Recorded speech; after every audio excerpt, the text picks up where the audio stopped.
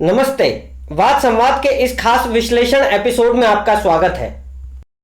हाल ही में यूएससीआईआरएफ की भारत के विरुद्ध वर्ष 2020 की जो रिपोर्ट आई है उसका पाकिस्तान के साथ साथ भारत के वामपंथी मीडिया और अमेरिका में बसे भारतीय मुसलमानों के संगठन इंडियन अमेरिकन मुस्लिम काउंसिल ने जोरदार स्वागत किया है।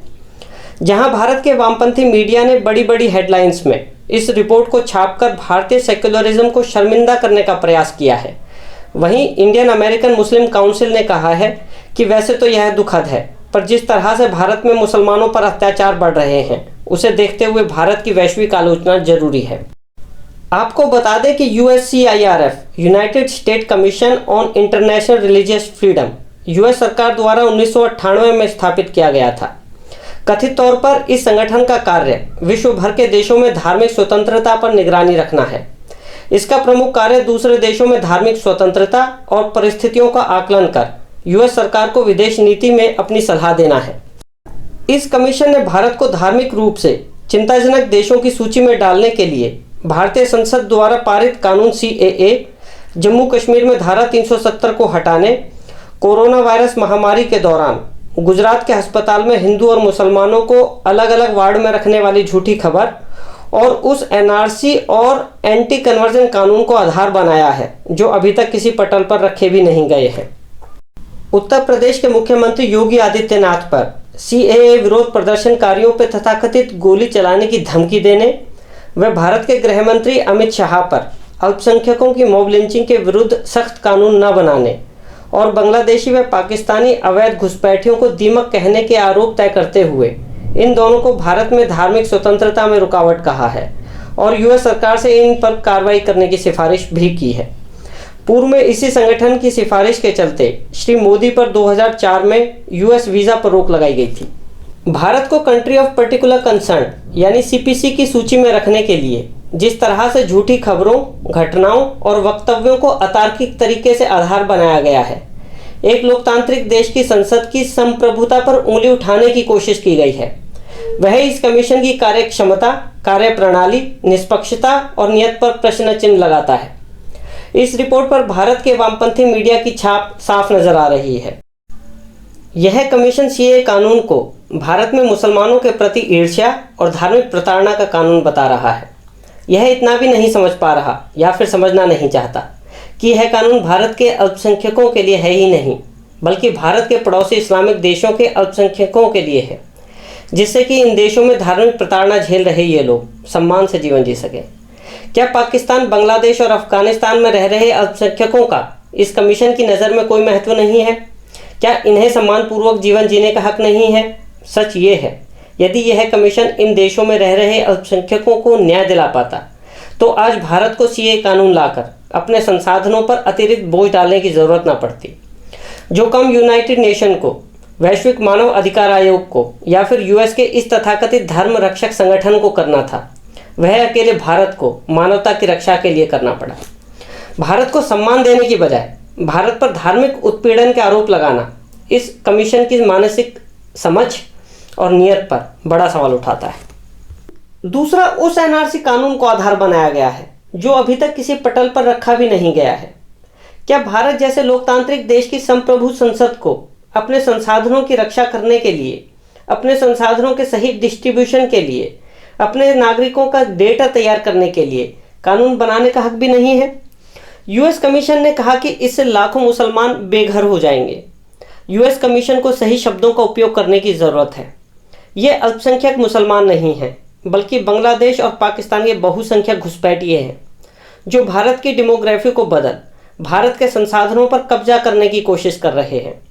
ये घुसपैठिए भारत की आंतरिक सुरक्षा के लिए खतरा हैं। यदि यूएस कमीशन को सच में मुसलमान अल्पसंख्यक शब्द के नाम पर इन घुसपैठियों की चिंता है तो उसे अमेरिकी सरकार से इन लोगों को अपने यहाँ शरण देने और नागरिकता देने की सिफारिश करनी चाहिए। तीसरा, जम्मू कश्मीर में मुसलमानों को अल्पसंख्यक बताकर उनके हालात पर चिंता दिखाई जा रही है, जबकि सच ये है कि जम्मू कश्मीर में मुसलमान नहीं बल्कि हिंदू, सिख और बौद्ध अल्पसंख्यक हैं, जिनको 90 के दशक में जम्मू कश्मीर से बाहर निकाल दिया गया था। यदि इस कमीशन को सच में जम्मू कश्मीर की माइनॉरिटी की चिंता है तो इन निकाले गए कश्मीरी हिंदू, सिख और बौद्ध लोगों के प्रति उसे सहानुभूति रखनी चाहिए। धारा 370 को हटाकर जम्मू कश्मीर के साधारण लोगों को भारत के संविधान के अंतर्गत लाकर भारत के अन्य राज्यों की ही तरह जम्मू कश्मीर के लोगों के समान अधिकारों की रक्षा की गई है।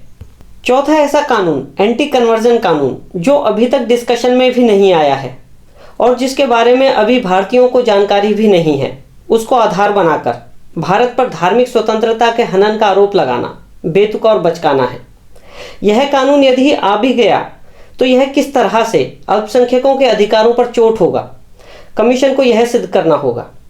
बाहर से फंडिंग के चलते धन और बाहुबल पर गरीब इनोसेंट हिंदुओं का धर्मांतरण किसी भी तरीके से धार्मिक स्वतंत्रता का सूचक नहीं हो सकता। पांचवा, ऐसी झूठी घटनाओं को आधार बनाया गया है जो हुई ही नहीं, जैसे कि हिंदू मुसलमानों को कोरोना वायरस ट्रीटमेंट के लिए अलग अलग वार्डों में रखना, सीएए प्रदर्शनकारियों पर यूपी के सीएम योगी आदित्यनाथ द्वारा गोली मारने की धमकी देना, रियल ग्राउंड वर्क करने की बजाय बैठे बैठे किसी अफवाह के आधार पर रिपोर्ट तैयार करना एक संगठन के लिए किसी भी तरह जायज़ नहीं है। यदि वैश्विक स्तर पर धार्मिक स्वतंत्रता की रक्षा के लिए एक स्वतंत्र और निष्पक्ष कमीशन बनाया जाए और यह कमीशन सबसे पहले यूएस को सीपीसी की सूची में रखे तो हैरानी नहीं होनी चाहिए। जिस तरह यूएस ने इस्लामिक देश इराक पर तथाकथित जैविक हथियार रखने का आरोप लगाया, उस पर हमला कर उसे तहस नहस किया, लाखों बेगुनाहों लोगों की मौत का कारण बना, जिस तरह यूएस दूसरे इस्लामिक देश अफगानिस्तान को आतंकी तालिबानियों के हाथ में छोड़कर वापस जा रहा है, जिस तरह यूएस ने कई सारे इस्लामिक देशों के नागरिकों के यूएस एंट्री पर प्रतिबंध लगाया है, यूएस को आत्मचिंतन करने की ज़रूरत है। उसे अपने गिरेबान में झांकने की सख्त ज़रूरत है। यूएस ने अपने हितों को साधने के लिए जो किया सो किया, पर जिस तरह से वामपंथी मीडिया ने और इंडियन अमेरिकन मुस्लिम काउंसिल ने इस बेतुकी रिपोर्ट का समर्थन किया है, वह ज़्यादा चिंताजनक है। जिस तरह से पत्रकार अपने निजी स्वार्थों के लिए देश के विरुद्ध झूठी खबर चला रहे हैं, देश के खिलाफ नैरेटिव सेट कर भारत को कमज़ोर कर रहे हैं, इनकी अकाउंटेबिलिटी सेट करना ज़रूरी हो गया है। गलत खबर को फ्रंट पेज पर बड़ी बड़ी हेडलाइंस में छापना और खबर के गलत सिद्ध होने पर न्यूज़पेपर के किसी छोटे से कोने में माफ़ी मांग लेना जायज़ नहीं है। इस विषय पर कानून बनने की ज़रूरत है। दूसरा, इंडियन अमेरिकन मुस्लिम काउंसिल द्वारा इस रिपोर्ट का समर्थन भारत के सेक्युलर्स और सेक्युलरिज्म दोनों का अपमान है। मुस्लिमों का विश्वास जीतने के लिए भारतीय सेक्युलर्स ने क्या नहीं किया। शरीयत को चलने दिया, अल्पसंख्यक आयोग बनाया, मुस्लिम पर्सनल लॉ बोर्ड बनाया, हलाल जैसे धर्मनिरपेक्षता का हनन करने वाले अर्थतंत्र को विकसित किया, धार्मिक शिक्षा के लिए हजारों मदरसों का निर्माण किया। कितनी ही स्कीम्स इनको उठाने के लिए चल रही हैं, फिर भी ये संतुष्ट नहीं है। कभी संवैधानिक पद पर बैठा कोई व्यक्ति अपने मुस्लिम समुदाय को भारत में असुरक्षित बता देता है, कभी कोई भारत देश के अरब देशों से शिकायत करने का सार्वजनिक ट्वीट कर देता है, तो कभी कोई भारत के विरुद्ध अमेरिका की ऐसी बेतुकी रिपोर्ट को तुरंत स्वीकृति दे देता है। क्या ऐसी हरकतें गंगा जमुना तहजीब को, हिंदू मुस्लिम भाई भाई की भावना को और पक्का करने के लिए की जा रही हैं? भारत कब तक ऐसे अपमानित होता रहेगा? भारत को अपनी तुष्टीकरण नीति पर पुनर्विचार करने की जरूरत है। दूसरा, भारत को विश्व में आगे बढ़ खुद ऐसे संगठन बनाने की जरूरत है जो सच में वैश्विक तौर पर अल्पसंख्यकों को परिभाषित कर उनकी और उनके अधिकारों की रक्षा कर सके। धन्यवाद। यदि आपको हमारा यह वीडियो पसंद आया हो तो इसे लाइक और शेयर करें। हमारे साथ बने रहने के लिए हमारे चैनल वाद संवाद को सब्सक्राइब करें। धन्यवाद।